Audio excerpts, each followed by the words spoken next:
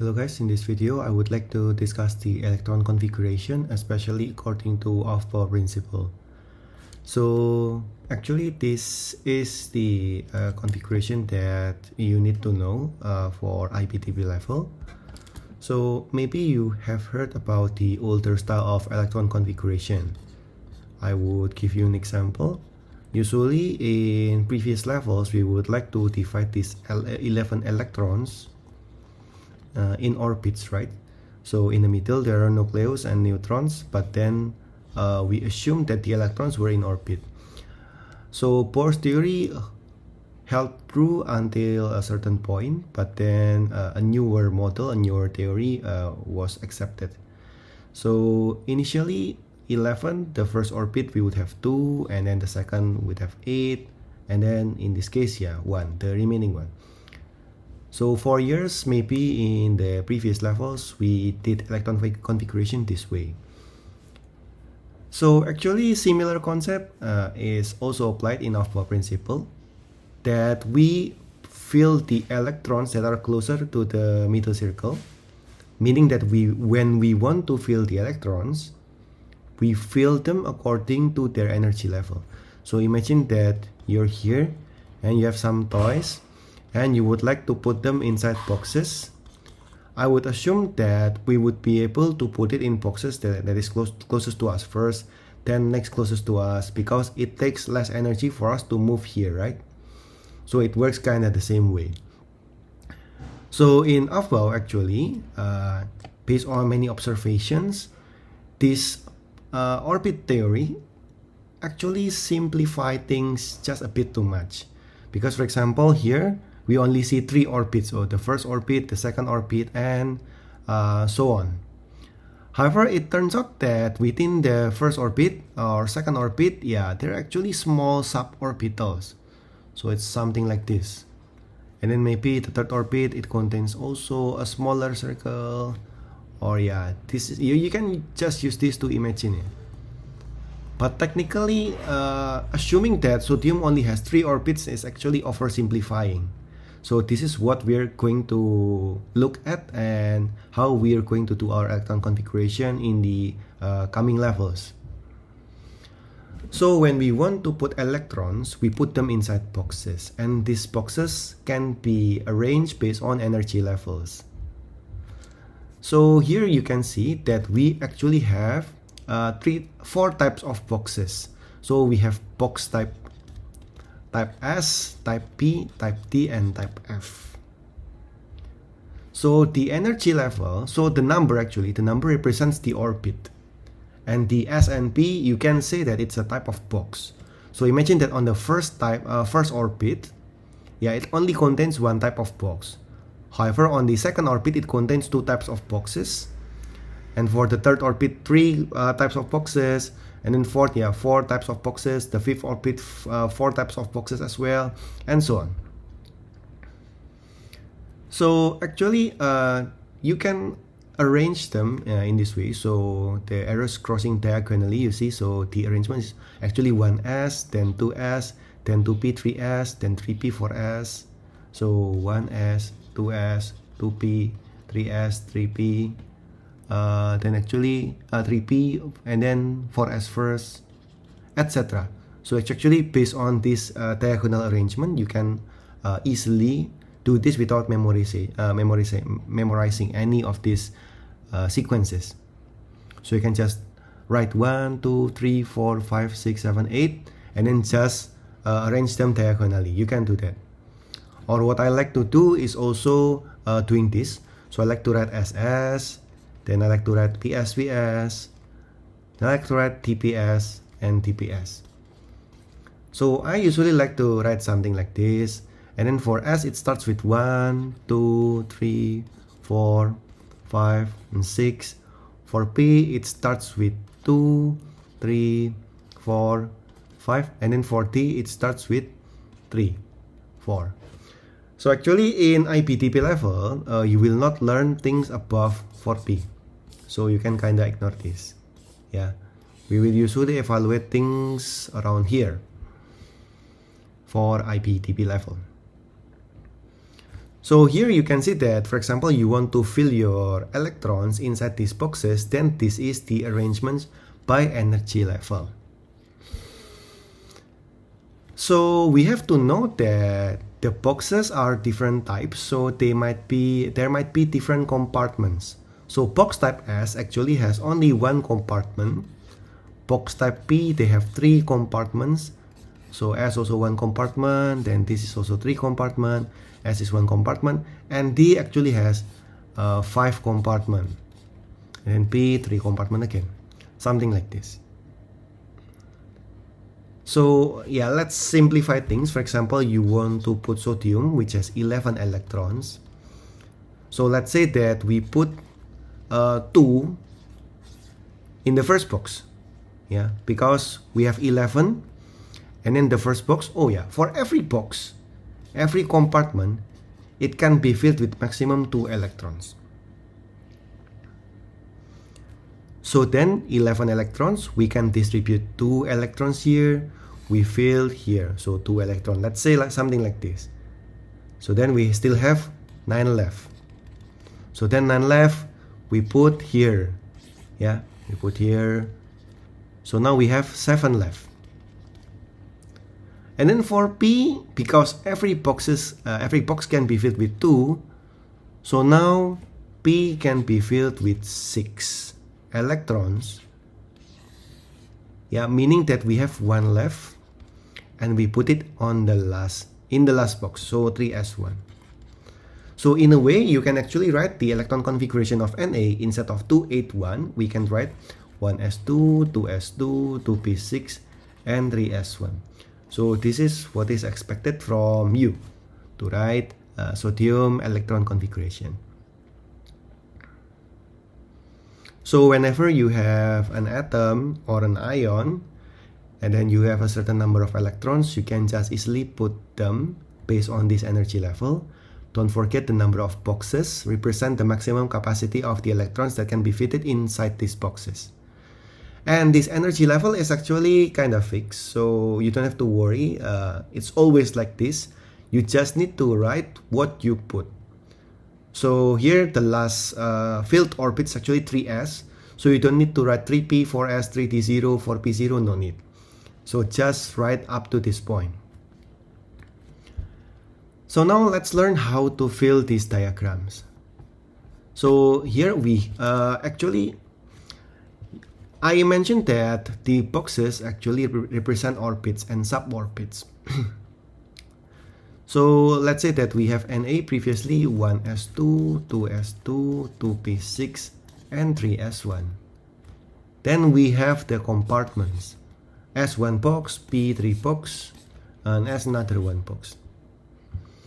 So the electrons in this orbital filling diagram, so we call them orbital filling diagram. They are represented by arrows, so they have upward and downward arrows, something like this. And by rule, every box can only be filled with electrons of different orientation. So you cannot have like upwards and upwards, you cannot have that, or you cannot have downwards and downwards, you also cannot have that. So it must be upwards and downwards. So the rule of filling these boxes according to Aufbau is that we try to fill the boxes with the upwards facing electron first. So for example, here we have 2, so the way to fill it is 1 and 2. Here we have 2, so 1 and 2. We have 6. So you might be tempted to just fill it like 1, 2, 1, 2, and 1, 2. But that's not actually the case. So the appropriate way to do it, yeah, just like in some language, you have a certain method of writing that the strokes are important, the sequence of the stroke. So 6 here, you have to fill all the boxes with upward arrows first. So you have to fill 1, 2, and 3 first, before going 4, 5, and 6. And finally, we have our last one, so 1. So this is the orbital filling diagram. So if the question does not ask you for orbital filling diagram, then the numbers, it's just enough. So this is called the full electron configuration. So let's try to do another example. For example, like chlorine, which is 17. So in the older electron configuration, we do 287. But here, according to the energy level, we have 1s, 2s, 2p, 3s, and 3p. So now let's try to fill. And then we have 3 boxes here, we have 1 box, and then we have 3 boxes. So 1s, it has 17 electrons, so I think 2 is safe. So now we have 15 more electrons to put inside these boxes. So I would say 3 and 4, 5, 6, 7, 8, 9, 10 electrons, 11, 12, 14, 15, 16, and finally 17. 3p, 1, 2, 3, 4, 5. Oh wait, there's a, should be one more. Okay, something like this. So it should be something like this. So this is actually the orbital filling diagram of Cl. If you only want the electron configuration, you can write it like this as well. So I hope that it's kind of clear how to fill the electrons inside these boxes, and also how to write full electron configuration.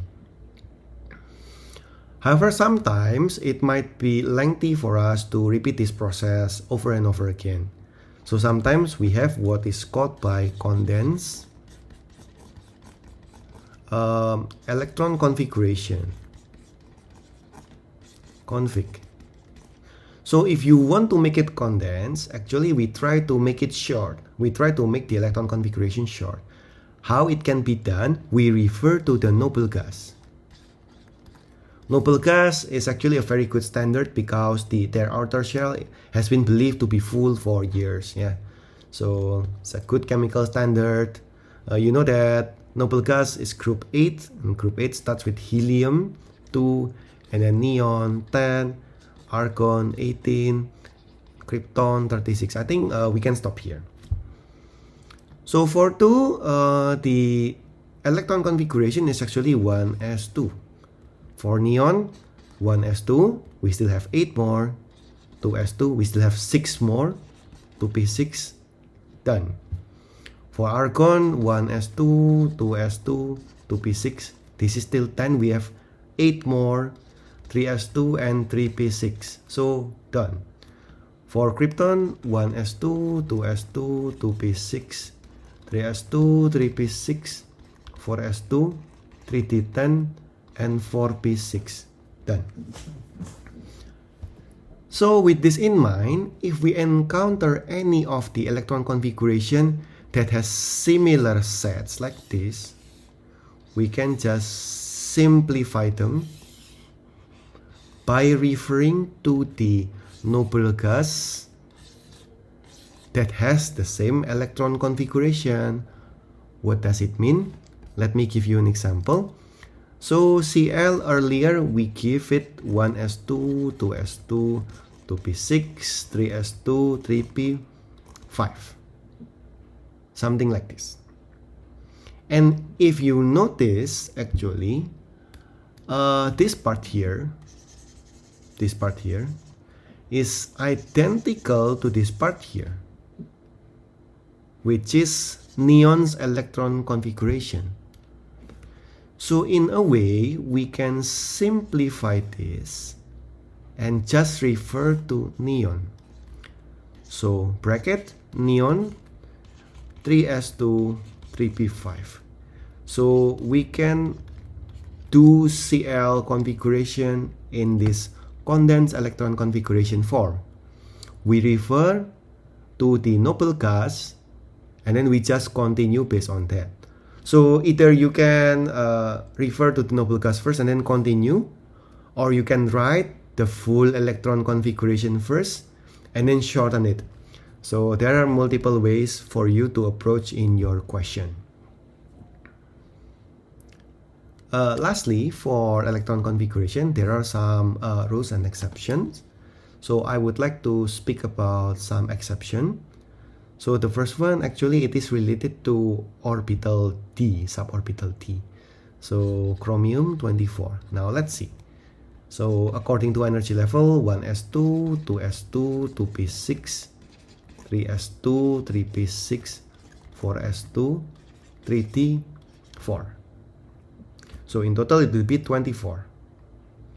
So if we draw two of the last orbits, so two of the last boxes, it will be something like this.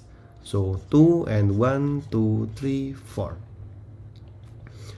So the thing is that this is kinda not the most stable configuration for CR. This is not its most stable form. So yeah, this one box here is making it odd for this 5 box T suborbitals, because this one here is kinda alone. Yeah, you can imagine that, yeah, these 4 are renting a room, and then yeah, they feel that it's weird that there is one room here, and then they're trying to I don't know, fight for this empty room, who can use it. So to make it fair for them, no one can use it, they invite someone from the lower level here to fill this. And then the situation is peaceful again, so everything is good. So this is the most stable actually orientation for these suborbitals. So if it is about to be half full, or it is about to be full, then they prefer it to be so. Why it can happen? Because for S and 3D is actually close in terms of energy level. In terms of energy, they are close. So this thing, technically it can happen to achieve a more stable orientation. So the final outcome would be something like this: 1, 2, 3, 4, 5. Or 4S1 and 3D 5. I know it seems weird to have like, yeah, not complete suborbitals in the middle of the electron configuration, but it is the exception. So one more exception, if it is almost full, which is 3D9, so D9. So same thing is happening. So copper is 29. So 1s2, 2s2, 2p6, 3s2, 3p6, 4s2, 3d9.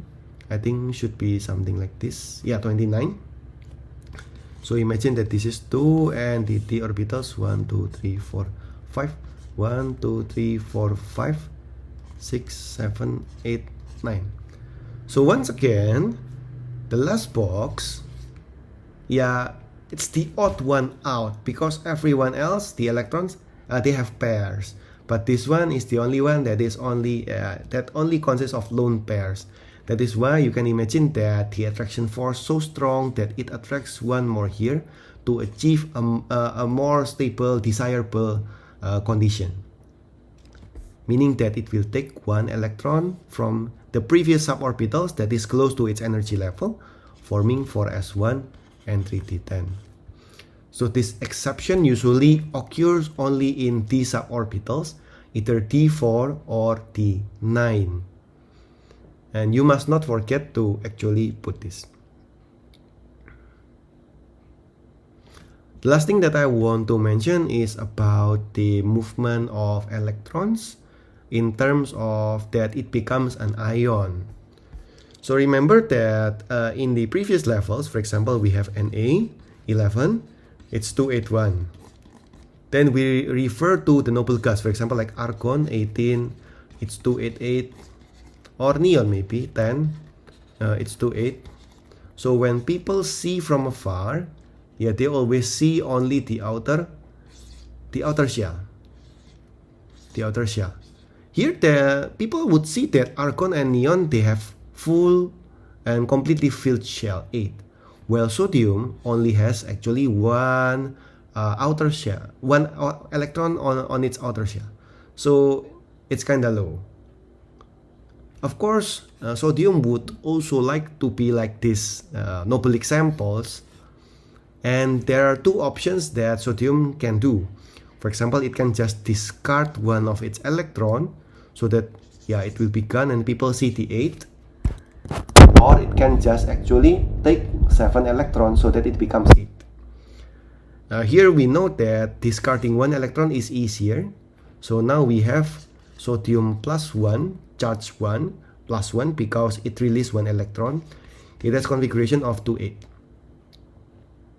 In the same way, we can also write the electron configuration of these ions. So sodium 1s2, 2s2, 2p6, and 3s1. So this is actually 11 electrons.